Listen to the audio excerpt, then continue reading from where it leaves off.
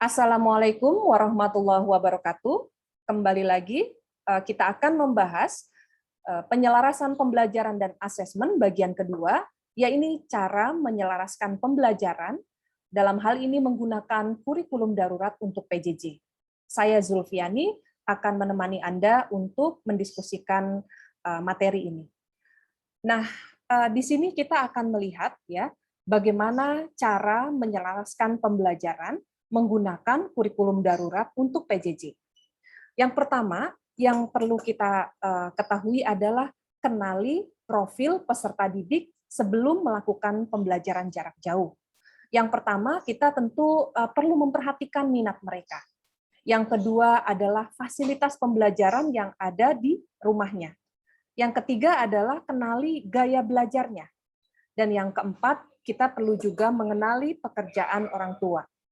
Seperti yang kita ketahui bersama bahwa kondisi pandemi hari ini tentu saja menyebabkan beberapa penurunan kemampuan siswa. Dalam hal ini kita juga menyadari ada ketimpangan pengetahuan yang semakin lebar, baik itu siswa ya di antara siswa tentu saja. Hal ini karena memang adanya ketersediaan materi untuk belajar ataupun koneksi internet di antara kelompok yang memiliki akses memadai dengan akses yang tidak memadai. Dan bagaimana dengan perkembangan emosi dan kesehatannya? Tentu ini juga harus kita perhatikan. Dan ini akan berdampak kepada rentannya putus sekolah. Nah, sebagaimana kita ketahui bahwa pengenalan kepada profil peserta didik ini tentu saja bagian dari asesmen yang berorientasi kepada non-kognitif ya. Minat berarti mereka memiliki passion ya, passion apa, misalnya apakah mereka lebih siswa ada yang senang seni atau misalnya olahraga atau misalnya tata boga dan lain sebagainya. Dan ini juga terkait dengan fasilitas, apakah ketersediaan akses memadai ya, kemudian kecenderungan atau preferensi belajar itu tentu bervariasi dan pekerjaan orang tua berarti dikaitkan dengan background ataupun latar belakang keluarga. Selanjutnya kita akan melihat bahwa asesmen di masa pandemi ini ada yang berorientasi kepada kognitif dan ada yang berorientasi kepada non-kognitif. Untuk yang berorientasi kepada kognitif, setidaknya ada 3 poin yang kita bisa lakukan. Yang pertama adalah persiapan, pelaksanaan, dan tindak lanjut. Tentu persiapan kognitif itu adalah bertujuan untuk mengidentifikasi capaian kompetensi siswa. Ya. Yang kedua adalah kita ingin melihat dengan cara menyesuaikan perbandingan kelas dengan kriteria kelas yang lain. Dan yang ketiga adalah kita perlu mempersiapkan apakah perlu ada remedial atau tidak. Pada persiapan kita bisa membuat jadwal asesmen, kemudian mengidentifikasi materi berdasarkan KD, yang kemudian kita bisa menyusun soal yang sederhana, di antaranya adalah 2 soal yang sesuai dengan levelnya, yang ke-6 soal ada 6 soal 1 kelas di bawah, yang itu merupakan topik semester 1 dan 2, dan 2 soal 2 kelas di bawah topik semester 2. Nah, ini kita berikan asesmen tersebut, baik tatap muka atau belajar dari rumah, dan kemudian kita melakukan tindak lanjut, yaitu dengan diagnosis penilaian. Di sini nanti akan menjadi satu pemetaan bagi siswa, setidaknya menjadi 3 kelompok, mana siswa dengan rata-rata kelas yang diajar oleh guru kelas, di mana siswa yang misalnya 1 semester di bawah rata-rata, kita dapat memberikan pelajaran tambahan, tetapi siswa yang 2 semester di bawah rata-rata, dititipkan di guru kelas di bawahnya dengan membuat kelompok belajar, dan kemudian lakukan penilaian pembelajaran topik yang sudah diajarkan dan diulangi. Ya. Ini saya ambil dari rujukan kemendikbud.go.id di panduan asesmen awal pembelajaran di masa pandemi. Nah, kita lanjutkan, ini adalah contoh asesmen di masa pandemi yang non-kognitif. Seperti yang kita ketahui bahwa tujuan asesmen non-kognitif ini tentu saja akan membantu mereka dalam memperoleh kesejahteraan baik itu psikologisnya dan sosial emosional. Kita percaya bahwa baik itu psikologi dan maupun sosial emosional ini sama pentingnya dengan bagaimana mereka mencapai pengetahuan itu sendiri. Yang kedua tentu kita akan melihat aktivitas selama belajar di rumah, dan ini juga bisa melihat kondisi keluarga siswa. Umumnya pada persiapan kita akan meminta mereka untuk menyiapkan menyiapkan alat bantu dalam bentuk ikon ya, misalnya gambar ekspresi ya, dengan cara wawancara yang ataupun ngobrol ya dalam kondisi yang santai. Anda bisa menanyakan apa saja kegiatannya, misalnya di rumah orang tuanya apakah di masa pandemi ini kena terdampak atau tidak, begitu ya, dan hal apa yang paling menyenangkan dan tidak menyenangkan. Nah, ini merupakan upaya guru menggali apa yang sebenarnya terjadi di dalam kondisi, baik itu kondisi rumahnya, kondisi sosialnya, kondisi psikologinya ya, sosial emosionalnya juga.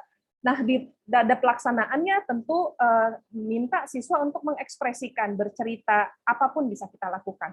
Nah, ini tentu menjadi salah satu bentuk tindak lanjutnya, bahwa ini akan kita identifikasi apakah kita perlu mengkomunikasikannya dengan orang tua jika diperlukan ya, dan ini menjadi salah satu catatan ketika nanti kita akan menyelaraskan bagaimana tujuan aktivitas maupun penilaian di masa pembelajaran PJJ ini. Ini ulangi pelaksanaan asesmen ini di awal pembelajaran. Nah, yang kedua adalah cek KI dan KD-nya ya. Jadi KI dan KD dalam mata pelajarannya. Kita perlu mengecek ini KI-nya, kemudian KD-nya. Nah, di dalam KD kita juga bisa melihat tuntutan dari kompetensi dasar yang menjadi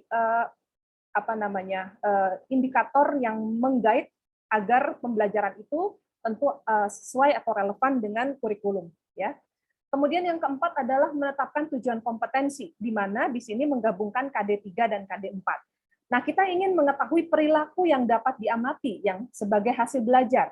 Kalau memang kita ingin melihat menganalisisnya ya, dan menganalisis gerak makhluk hidup, berarti ini kan tujuan kognitifnya, menyajikan karya ini tujuan psikomotoriknya, maka kita perlu memperhatikan kondisi prasyarat. Kita sudah melihat, sudah mengetahui, sudah mengenal kondisi di rumahnya, ada tidak internet, kemudian kemungkinan mereka untuk berinteraksi di luar rumahnya. Nah, ini menjadi hal yang penting, bahwa mereka cukuplah misalnya pada saat mengamati makhluk hidup yang ada di sekitar tempat tinggal mereka. Kemudian kriterianya adalah terkait dengan cakupan ataupun materi. Maka kita formulasikan dalam bentuk sebuah pernyataan seperti yang saya tulis di sini. Peserta didik menganalisis gerak makhluk hidup, ini adalah kontennya, di sekitar tempat tinggal. Nah, ini kita pun perlu menyesuaikan ya, dan menyajikan karya tentang gangguan tersebut berdasarkan artikel. Artikelnya bisa disiapkan oleh guru atau misalnya meminta siswa untuk mencarinya yang bersumber dari internet. Nah, ini adalah menetapkan tujuan KD yang terukur, disesuaikan dengan perilaku yang memang menjadi tuntutan kurikulum, kondisi prasyarat, dan kriterianya. Kemudian rencanakan asesmen sumatif. Asesmen sumatif ini tentu kita harus melihat ada beberapa komponen produk ataupun karya yang akan dilakukan oleh siswa. Bisa melakukan poster, video, foto, bahkan makalah. Ya. Kriterianya juga harus dinilai. Ya. Baik itu apakah levelnya memahami, mengidentifikasi, menganalisis, atau meminta mereka untuk penjelasan yang tuntut dalam video atau kerapihan hasil poster. Atau misalnya fotonya sendiri. Alat ukurnya ya tentu harus kita tentukan rubrik dan daftar periksa ya. Nah, yang keenam adalah tentukan aktivitas belajar yang sesuai dengan tujuan kompetensi yang ingin dicapai. Misalnya menonton video mengenai sistem gerak, mengamati hewan, tumbuhan, anggota keluarga di sekitar tempat tinggal mereka, menjelaskan struktur dan fungsi gerak. Nah, di sini berarti konteks lingkungan di rumah itu menjadi salah satu pembatas yang memang disadari itulah yang memang dapat dijangkau oleh mereka. Di sini berarti kita menyesuaikan ya. Dan yang ketujuh, tentukan cakupan dan konteksnya.